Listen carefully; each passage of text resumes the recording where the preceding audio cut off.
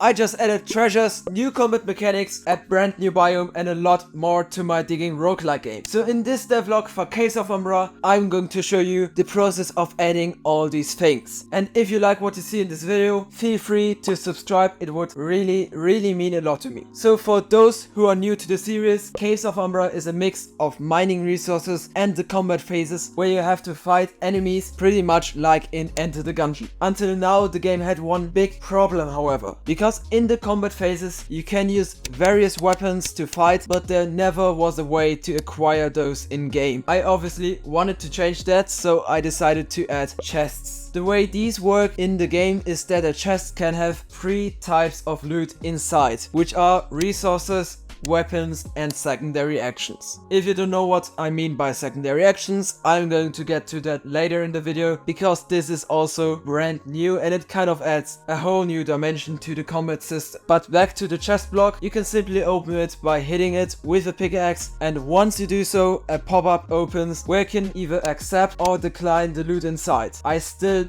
don't know if I will keep this feature for the resources, but otherwise it's pretty much necessary. In terms of level generation, the chest is a rather rare block, which only appears in chunks that are designed to be like some sort of structure, and I also implemented the feature that there can be different loot tables every biome or even run. In the end, the chest is a great and important new block in my opinion, but definitely not the only new one. For the mineshaft biome only, I already added 3 more blocks: the bone block, spike block and cobweb. The bone block is simply a very soft one, so a single hit is enough to break it, but the spike block on the other hand has a special function. If you hit this block, you take a small amount of damage, so you can use it to create some sort of barrier when designing the chunks that are used to generate the levels. Lastly, the cobweb works quite different than the already existing blocks, because it doesn't really collide with the player, but if you touch it, you are stuck. With that, you first have to destroy the cobweb before you can continue mining any other blocks or moving away. Overall, I wanted to really work on the complexity of the game, especially with how different levels can feel. I made sure to design both a lot of new chunks, but also to update the old ones. I just hate when one part of a game feels good and new, but others just feel really old and outdated, so I don't want this for my game. And after this, I wanted to update the other part of this game a lot more: the combat system. I kind of always work on this, just like I added status effects in the last devlog, simply because it is super important to me that this feels as best as possible. So the brand new mechanic is called secondary actions, which are attacks or defensive actions that you can trigger every once in a while using the right mouse button. If you do damage to enemies, this bar here fills up, and once filled, you can trigger one of the following 3 secondary actions. The bullet clear was the first one I added, and it does pretty much what you might suggest by the name. It simply clears all enemy bullets in the room. Next on the list, the knife rain applies the bleeding status effect to every single enemy for a short period of time. If you don't know what this effect is, it basically weakens enemies, so the taken damage is multiplied by 1.5 times. Lastly, the bomb secondary attack places a simple bomb that deals damage in an area when it explodes. So please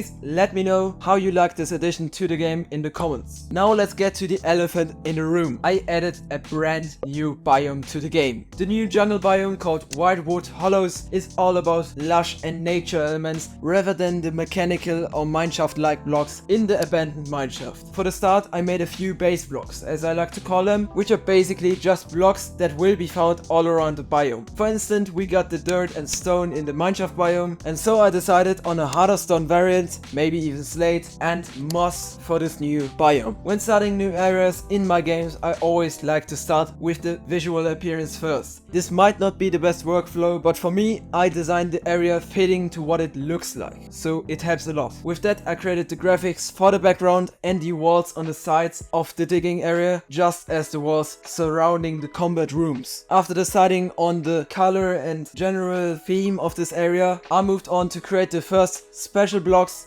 for the wildwood hollows. For example, we got a brand new ore, which is the emerald ore. And we got a drip leaf-like block where if you step on it once, it breaks with the next step or even the next hit against another block. Furthermore, there's this mushroom that sends out 4 spore fields when you happen to walk over or fall into it. And we got these amethyst clusters that create a kind of explosion row when triggered by just a single hit. So now that I added the new blocks for the jungle biome, we can move on to the combat part in that very biome. So I tried designing the ground for the combat rooms, but it never looked right. And when I looked over to the first area, I just noticed that I just really don't like how the ground in my game looks at the moment. So I took on the challenge of making it look right, and I ended up with this for the abandoned mineshaft and this for the wildwood hollows. However, now that this is out of the way, I can start adding exclusive enemies for the jungle biome, like this totem turret, which cannot move anywhere but shoots 8 bullets at a time. Obviously, not every enemy here will be static, because there are also enemies like the Tiki Spirit, which fights using a spear, or the Tiki Giant, which shoots big and most importantly poisonous bullets at the player. In case you don't know, the poison status effect deals damage to the player whenever you attack or use the dodge move. After these, I also created the Flaming Skull enemy, which shoots a few fire bullets every now and then, and it is also surrounded by flames that if you run into them, deal damage and apply a brand new status effect to the player. The fire status effect is just as I said the newest one and deals damage over time differently than for example the poison one. Other than that and this particle effect I made, there isn't too much interesting about the status effect however. So let's get to the last enemy I created so far, which is this magician enemy that summons those projectiles here. This may not sound very special though, so I added the feature that all enemies near this magician are healed.